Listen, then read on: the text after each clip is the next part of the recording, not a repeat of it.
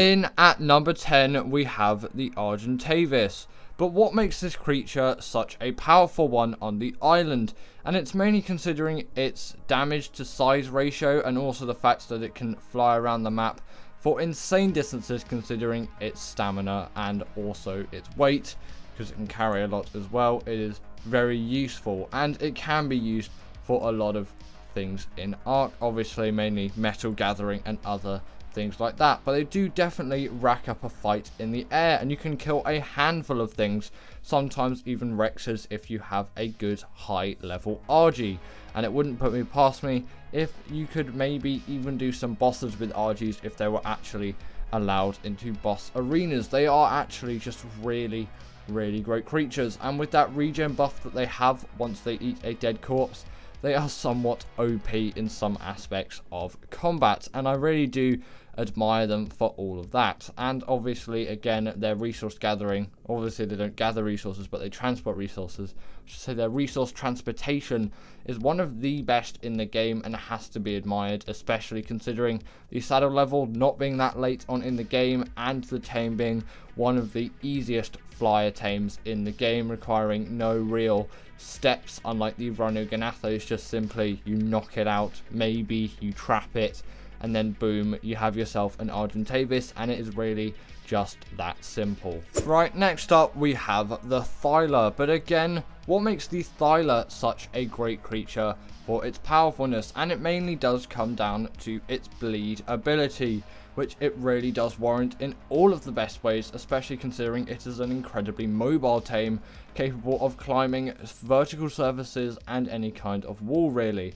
Although in ASA sometimes they do definitely struggle quite a lot due to the somewhat badly designed terrain, you could say, that is found all across ASA, and it really is not designed as good as it should be. Compared to normal, just original Ark, the terrain always does suit the creatures like the Ther on the island. Whereas on ASA, you'll see the mountains really just, I don't know what it is about them in ASA, but their shapes are just so weird. And yes, maybe it looks a bit better, but I'm unsure about the mechanics of the whole thing. But either way, that bleed ability, you've probably already seen actually in this B-roll, but you're going to see it again when I kill a Kentro. And the reason why it is just so useful as an ability, because I'll talk about it a lot in this video, and I think you need to understand, if you don't know already, why the bleed ability is so useful. And the main reason behind the bleed ability's usefulness is it does damage based on percent instead of anything else, so it will do a percentage of a creature's health.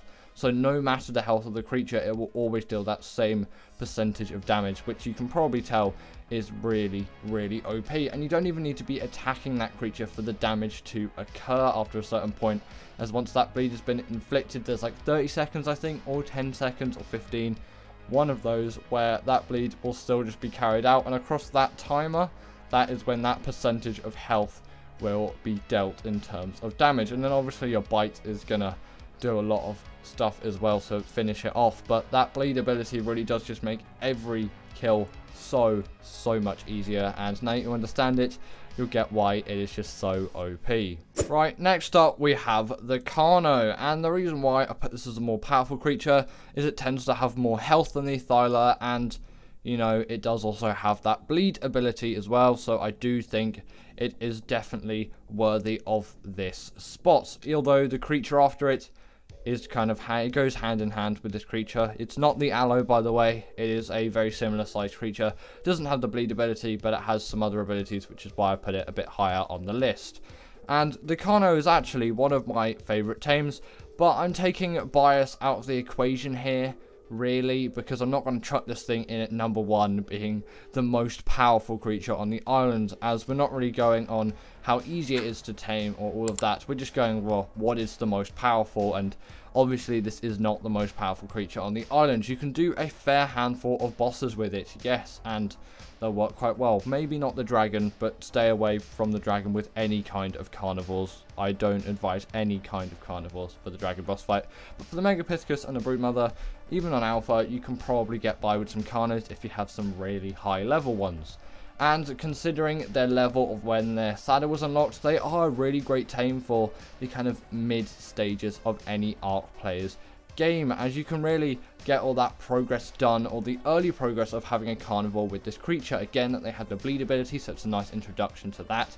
If you have a Thyla and a Carno in the mid game stages, you have a great travel mount, and you also have yourself a great dealer of all of that damage. And the Carno is pretty agile as well, so you can use it as a travel mount, but I will admit that the Thyla is significantly better at traveling around the Ark map than the Carno. So if you have these things, both of them, and you know, maybe some cryopods when they're actually added into ASA, you can have yourself a great team of carnivores in the mid game. In at number 7, we have the Megalosaurus, and yeah, it is very similarly sized to the Carno, but in my opinion, it is more powerful. And albeit, yes, it only really works in the night, because in the daytime, it just wants to sleep. But you can also find these things on the island in any kind of cave, and I'm not sure if they work in caves all the time. They might do, they might not. Either way, probably not the best caving creature for the island. But when nighttime falls, you have yourself an absolute beast of a creature, and you can see it absolutely just shredding that Carno there with no issues whatsoever. And even if Microraptors get you, it still has an ability which can kind of help you out, as it can grab small creatures in its mouth and just twirl like that. And that is actually something which I'm pretty sure no other creature can do. I know the RG can hold creatures in its beak, but it can't deal damage to them really, at least not at the extent to the Megalosaurus. And it's a really agile one as well, and especially if you're playing on Arboration. I know this is about the island and the creatures on the island, but if you're playing on Arboration, then you can have yourself a really great time with these things, as they are active at this level all of the time and they never sleep. But it is kind of concerning that all other Ark creatures don't sleep, but maybe that's why this thing just has so much power. It actually gets any kind of sleep, and you can see it does wonders against something like a Baryonyx, just easily killed. And even this Spino here, just down so quickly. They really do pack a punch when it comes to damage, and they're quite mobile as well. So when night falls, get a Megalosaurus. Obviously they spawn in caves on the island. You're going to have yourself a blast of a time if, you know, you're doing any kind of meat farming in the night, which actually kind of is a good idea if you use gamma commands, because then you can actually see. Now, the Uterus is definitely an extremely useful creature for doing any kind of boss fights, and it really does rack up in all of that area of expertise. But the main reason for that isn't just because these things deal a lot of damage, although they definitely do, but when the courage roar is taken out, you have yourself a creature which can buff so many creatures up to the fullest. But still, by itself, just ranking it by its own damage, it still is a very powerful creature, and you could definitely do bosses with just UTs. Although I probably wouldn't recommend it, as you can get some Rexes, or the next creature which is on this list, or even Carnos, or Megalosauruses, or Gigas, or Crocodilosaurus if you're on Extinction. Yeah, the UT is not commonly used because of those roars, obviously, which it has the courage roar and the fear roar. The fear roar is not really useful for bosses because there's a size limit and bosses are quite big, so it's not really going to work. And these creatures sadly don't have the bleed ability, but they still can inflict a lot of damage, and they're kind of like a slightly dumbed down Rex, with obviously those roars which the Rex doesn't have. So it has a slightly different role in the boss arena, but if you were to use it as an actual fighting creature in the boss arena, you still have yourself a pretty great time. In at number 5, right in the middle of the road, we have the Allo. And would it really be a list of the most powerful creatures on the islands without the Allosaurus? This creature deals the bleed ability, travels insanely quickly compared to other carnivores, which is actually, I don't get why. People just, I don't know what it is actually. These things are just so much faster than most general carnivores, and it really is a benefit to them.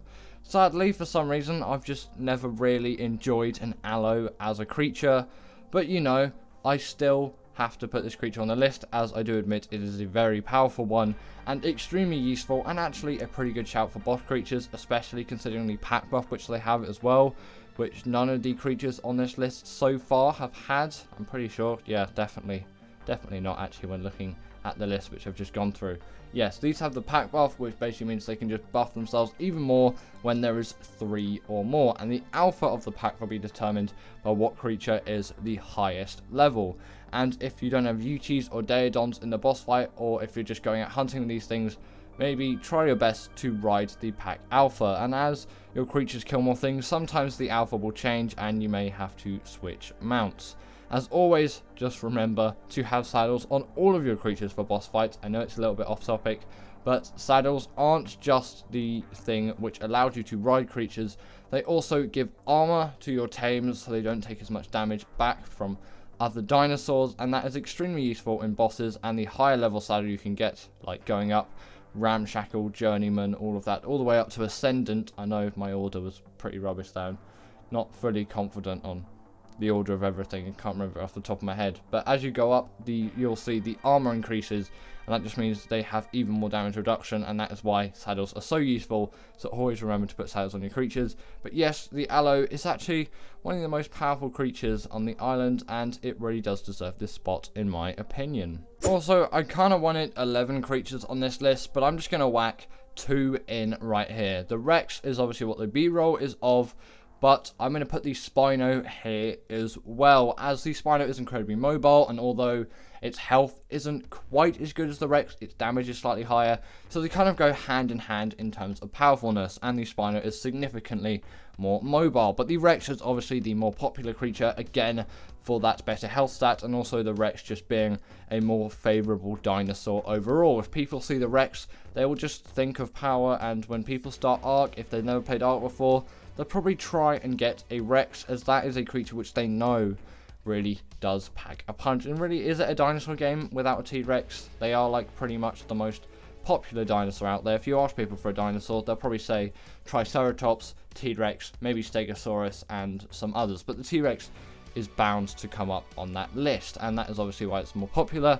I would argue that the Spino is more powerful, but for the case of doing all of the bosses and all of that, the Rex is obviously going to be the more useful creature, but I have used Spinos for those bosses as well, and it works quite well. And considering that the Spinos are good in the water, you can even use them for the Moda boss fight. I've done it before, but I'm going to put them hand in hand, like I've said, because they're kind of matched in terms of what they can really do. The Rex has more health, but the Spino has more ability and deals a little bit more damage.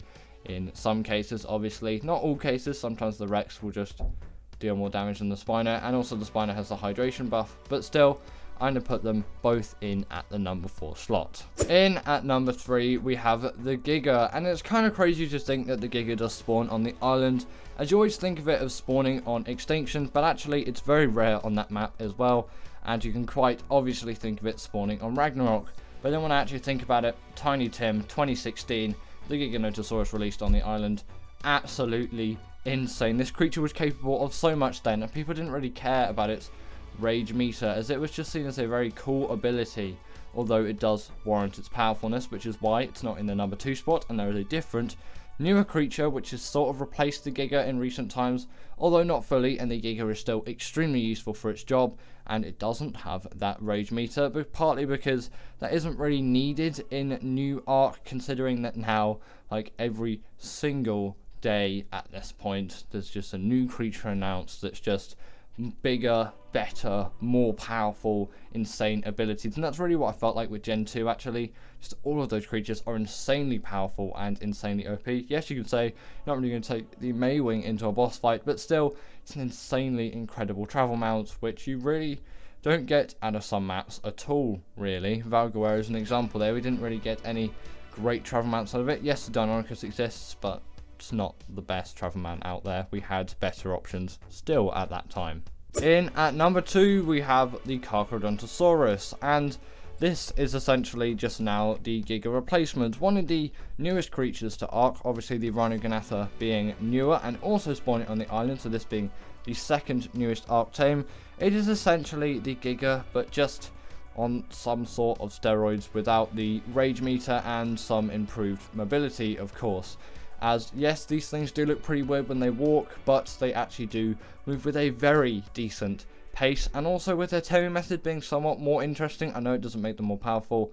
I kind of enjoy this tame a little bit more, unless it just gets into a blood rage, and then it's not great at that point. I'm not going to go into details on the taming method, but I do have a guide you can search up on my channel for the Giganotosaurus taming guide. If you want to know how to tame it, it's not actually that difficult. I'd recommend Raasclark for a map to tame it on if you've never tamed one before, because they're very common in the Highlands biome, because their spawns are the exact same as the Giga. And also, in terms of that Blood Rage ability, that is the reason why they're also more powerful than the Rex, not the Rex, the Giga. What am I talking about? They're way more powerful than the Rex. But either way, the reason for that is because the Blood Rage scales their damage up, so when that's full, they deal even more damage than the Giga, and without the Rage meter, they essentially have more usable health than the Giga. Yes, the Giga has, in some cases, more health, but they can't utilize all of that because of that Rage meter, whereas the Giganotosaurus can utilize all of it right down to 1 HP. And in at number 1 is the Rhinogatha, the newest creature to Ark, and as Squid put it in his latest Ark creature, what am I talking about? The latest Ark episode. It is the creature which shoots lasers. It's the laser shooting creature. Absolutely insane. Like, this creature is on another level. Obviously spawning on the island and Lost Island and any swamp biome, which is why now the swamps are even worse than they usually are. On like, why do this wildcard to the swamps? Like, I know they're a really nice creature, they're a great creature, and they are actually kind of rare on normal Ark, which I like, but on ASA they are absolutely everywhere, and it makes these swamp biomes the worst map to go to on the island by far. The Redwoods, it can't even compare. Imagine if the Redwoods had like little Rhinogatha, baby Rhinogathas that just jump from the trees and shot lasers at you. That would be please don't add that wildcard. I really pray that you don't. But yeah, the Rhinogatha just full of so many abilities. This thing can literally pick up Rexes. Its abilities are insane, so it is definitely deserving of the number 1 spot. But anyway, that is the end of today's video, and I really hope that you enjoyed this one. And actually, I released a new video recently, 10 days on the Scorched Earth. Go check it out, and always comment down below what's the most powerful creature on the island, and I'll see you all later.